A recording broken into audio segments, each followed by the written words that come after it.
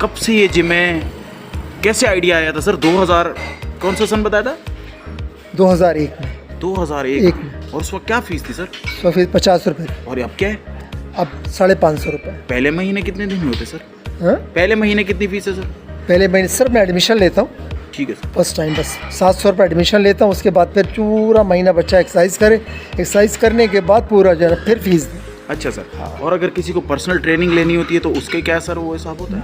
मैं पहले तो बच्चे को ये बोलता हूँ, भाई पर्सनल ट्रेनिंग को छोड़ो, जो पर्सनल ट्रेनिंग के पैसे तुम मुझे दोगे ना वो तुम खा लेना, बस मेरा कहना मानते रहो और चलते रहो बस। अच्छा सर, ये बताइएगा कि टाइमिंग क्या है हमारे जिम की? टाइमिंग शाम सुबह की टाइमिंग है, जैसे फजर आप हो रही है, अल्लाह भला करे 5:20 पे हो रही है, 25 पे भी हो रही है, तो वो फजर की नमाज़ पढ़ के 6:20 तक खोल लेता हूँ। 10 बजे तक खुला 10 बजे रहता खुला है। रहता है और शाम 4 बजे से रात 12 बजे तक खुला रहता है। माशाल्लाह, 12 बजने तो अभी भी लगे, 10 मिनट रह गए, तो हमें जल्दी जल्दी निपटाना पड़ेगा मामला।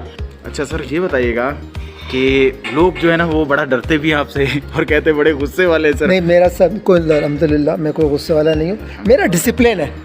मैं बच्चों से लड़के से बोलता हूँ, देखो भाई क्लब में आयो, बातें नहीं करनी, हंसी मजाक नहीं करना, दोस्ती यारी सब क्लब से बाहर।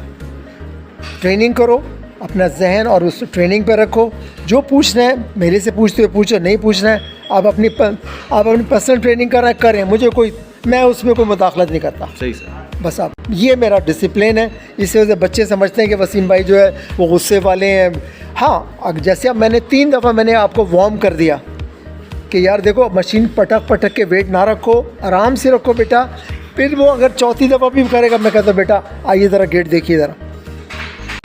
मतलब बॉडी बिल्डिंग के साथ अगर इस किस्म का नज़्म ज़ब्त रहेगा तो बिल्डर तो फिर प्रोड्यूस होगा ही, और ये फिटनेस गेम ही जो है वो डिसिप्लिन का ही है।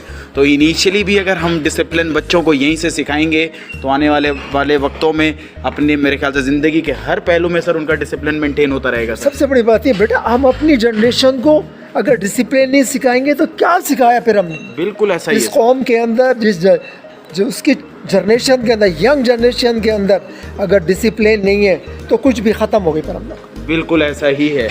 ये हमारा एक बेहतरीन जिम हमारे नाज़माबाद 2 नंबर पर ब्लैक हॉक जिम का नाम है, और वसीम साहब उस्तादों के उस्ताद हमारे बड़े हैं सर, इन्होंने हमें इजाज़त दी, हमारे लिए यही बहुत है, हमारे लिए यही जीत है। ये कह रहे, देखें सबसे पहली बात ये है कि मैं अगर इस जगह जब बैठा हूँ ना अभी इधर, अल्लाह ने मुझे ये जिम दिया, अल्हम्दुलिल्लाह, मैं अपने उस्ताद की दुआओं की वजह से। मेरे उस्ताद का नाम जनाब शमशुद्दीन साहब है, मरहूम, मेरे उस्ताद का इंतकाल हो चुका है। शमशुद्दीन साहब फिरदौस कॉलोनी मेरे उस्ताद का क्लब है, अभी उनके बच्चे चला रहे हैं। आज अगर जो कुछ भी हूँ मैं अपने उस्ताद की वजह से हूँ। हज़रत अली रज़ी अल्लाह ताला अन्हु का कौल है, अगर कोई मुझे 2 अल्फाज सिखा दे और फिर वो मेरी गर्दन में रस्सी डाल के मुझे भरे बाज़ार में बेचा, मैं उफ़ नहीं करूँगा। तो मेरे उस्ताद की जो मेरे पे जो सिखाया, मैं उस्ताद का कभी भी एहसान उतार ही नहीं सकता मैं अपने उस्ताद का। माशाल्लाह। और मैं अपनी यंग जनरेशन को मैं बात बोलूँगा, भाई बड़ों का अदब करो, सबसे पहले अपने माँ बाप का अदब करो, उनकी इज़्ज़त करो, और जिस जिम में जाओ उससे सीखो यार, उससे पूछो तो सही। वो इतनी मेहनतें सालों लगा के बैठा हुआ है, उसको आता है। आप यूट्यूब देख के कुछ नहीं कर सकते।